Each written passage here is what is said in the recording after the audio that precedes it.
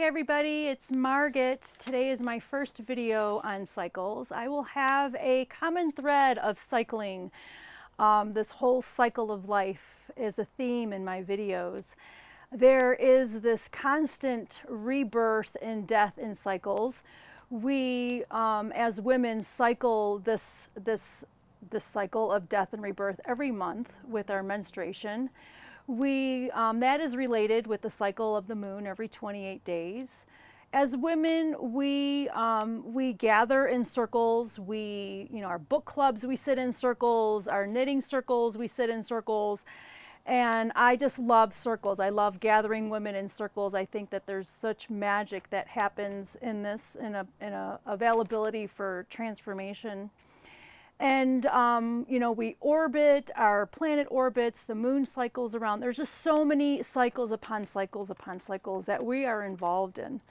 So I really wanted you to understand with this first video, the cycle of the moon and how we're related to that moon with our menstrual cycle. And for those beautiful wise ones who are holding their blood or have gone, what we call menopause, even though you're not cycling that bleeding and ovulation cycle every month, you are still cycling that outward and inward cycling with the moon.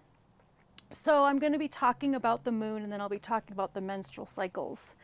So when women would live together in a very close, like tribal community, or we might have noticed when we lived in a dormitory setting in college or maybe around summer camp, when we lived in close quarters, within 1 to 2 months, we begin to cycle with each other.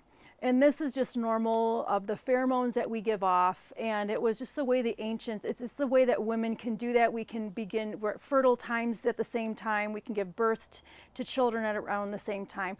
So it really created a lot of safety and community through that whole process. Today, because of the light pollution, we don't cycle with the moon, and we are not in close quarters with other women. So we're cycling at different speeds at different times around the moon. So just for this purpose in this video, I'm going to be cycling with the moon. And however it is for you, some people cycle 26 days, 29 days, 32 days. And so I'm cycling every 28 days on this video with the moon, but just know that there are tons of variations out there, and they're all completely normal. So when the moon is the new moon, that would be the first day. That is the first day of our period. When you look at the sky in the new moon, it's very dark. You can't see the moon. That's when the moon is kind of hiding her face. So that would be the first day.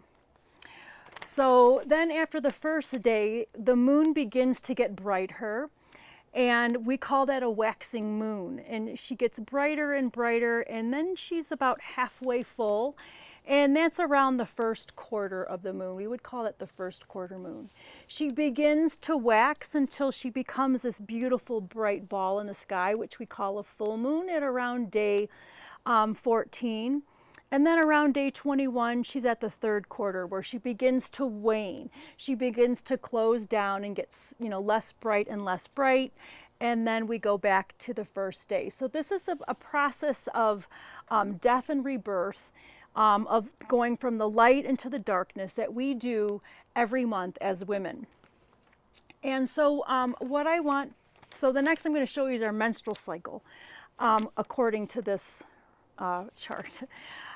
During the new moon, we would say that's, day 1. And for this purpose, it's day 1 through 5. Some people bleed for 2 days, some 7 days, some 5 days, some fluctuate. So just from day 1 through 5 of this 28-day cycle, this is the time where we would be bleeding. This is a time when the moon is dark as space. It's hiding her face. She's dark. She's introverted. She's going inward. It is a time of vivid dreaming for women, of high intuition, high knowing. It is a time for rest and restoration. Our body is shedding, it's detoxing, it's letting go of the old months. So this is a time where we need to really rest and restore. And once we're done with the bleeding process, we start to get brighter. We're following that waxing moon. At around days through 6 through 13, this is during the first quarter moon, this is called the follicular phase. This is the phase where the egg, the tissue surrounding the egg creates a sac, and that sac releases hormones telling the uterus to start to begin to build that nutritious blood. This is a time when we start going out into the light. We have fresh ideas, we have more energy, we want to be more social. It's a time of excitement and brightness. Then we go down into the full moon where she is fully out.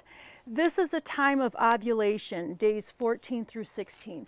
This is a time when the egg goes down into the uterus. The uterus is full of this juicy, red, nutritious blood, and it is a perfect time for fertilizing that egg to create life. It is also the perfect time for any kind of creation. We are very creative. We have lots of energy. We are feeling, we can multitask. We don't need a lot of sleep. This is a time where it's a time where we want to be out into the community. Women are the pinnacles of community and collaboration. This is a time we want to be with others and to celebrate and to be in community with others. This is a time where we feel very attractive, we feel very sexy, we want to have lots of intercourse and be intimate with our partners and just feel like it's just a time where we just want to be out there and open. This is a great time for celebrations, weddings. If I'm doing rites of passages, I love to have it around this brightness of the full moon. And it is just a very beautiful, creative time for women. We're on our A game during this full moon phase. Then if the egg isn't been fertilized, it begins to disintegrate and send off a hormone where the uterus stops to grow. And we go into this third quarter phase, which is the days 17 through 28. And this is called the luteal phase. This is when there's an exchange of hormones. The uterus stops growing, the egg disintegrates, and the uterus is getting ready to begin to shed away. So this is a time that we begin to feel more introverted. We begin to look at the past month to see, what we were able to create and plan, and just kind of review of what we had been going through in the last month. It's also a time to prepare ourselves as we get ready for our period. In our culture right now, we have what is premenstrual syndrome or PMS. And this is a time where, we may feel irritable, bloating, migraines, severe fatigue and tiredness. And if you think about it, if this is a time where she's supposed to be going inward and she's getting ready to bleed and to shed, this is a time where she is not totally on her A game. So it's a time where she's going to be like, or her body's going to be starting to show symptoms for everyone to kind of leave her alone and let her go inward. And it's a beautiful way if you can just rise above what's happening and kind of see like, oh wow, like she's actually a cycling being, and this is happening to her because she's supposed to be getting prepared to go into the darkness. And so if we knew this cycle of what women do every single month for 30-something years, we could have a lot more compassion for ourselves and a lot more compassion for each other. And if we teach our brothers, our men in the life about this cycle, then they too will find compassion for us. And if we brought it to the workplace, it could be a completely different world. For if they want a woman to be productive and creative and on her A game, it's probably not going to be the best during the new moon. when she's bleeding. Yeah, it can be done, but is she going to have the force, the creativity, the power behind it like she would be in her full moon phase? Probably not the same gusto. She's going to give it her all. But after about, 25, 30 years of doing that, giving her all through that cycle over and over again, the body will begin to break down. And we can see this with many women, especially as we're going through this, what we call premenopausal years, that we've been cycling during this cycling of the sun. We cycle with the sun. We don't cycle with the moon in our modern time. The sun is very masculine. So when we're cycling 25, 30 years like this, throwing a tampon in, popping in the ibuprofen and continuing to move, when our body is saying, no, you need to rest, you need to let this go and take care of your lust, listen to yourself, we start to have symptoms of, heavy bleeding and migraines, severe cramping. I know I was ignoring myself for many, many years, bleeding out, fibroids, to where I was giving, where I was giving away my blood, like it was just coming out. And it looked like murder scenes sometimes. There was so much blood. So I have experienced this, that if we don't ignore the signs, if we don't take care of ourselves, our bodies are going to give us signs that we need to begin to rest, even if it's for an hour during our period, even if we just cancel an appointment and just, stay home, go to the movies, just do something that is enjoyable and restful for ourselves. Even if it is 20 minutes of journaling or meditation, and share this information with our brothers so that they too can have compassion. And we need to understand that we're on the masculine cycle, that sun cycle. So men are the most productive during the sun years of the 11 to 2 o'clock in the day. That's when they're most productive. And then, they're not going to be as productive when the sun goes down. We're not going to be able to get that kind of fierceness and power and creativity from them when it's dark out, and this is their cycle. So if we can understand both of them and how different they are, they're the same but they're different, we can have a lot more compassion for each other. So during the new moon, I'm late on my period, so I'm going to cycle with the new moon, and you can kind of see where you are in your life. Your cycles have a lot to tell you about where you are.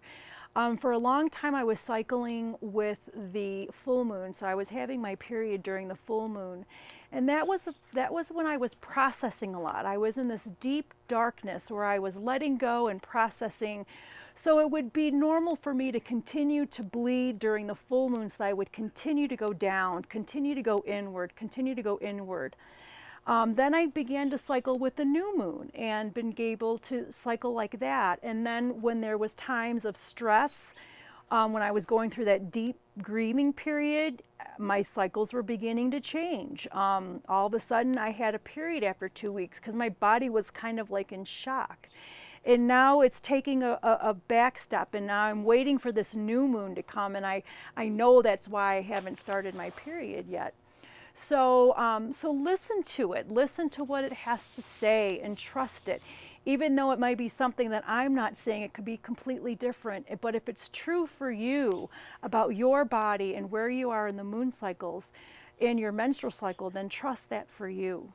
So I really hope this inspired you to look at the moon and to begin to be conscious of the moon and cycles and be a part of that process.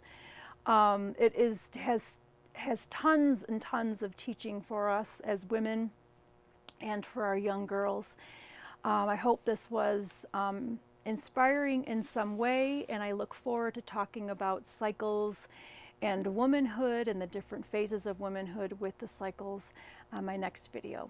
I hope to see you there. I miss you, and I hope you're well. Take care. Mwah.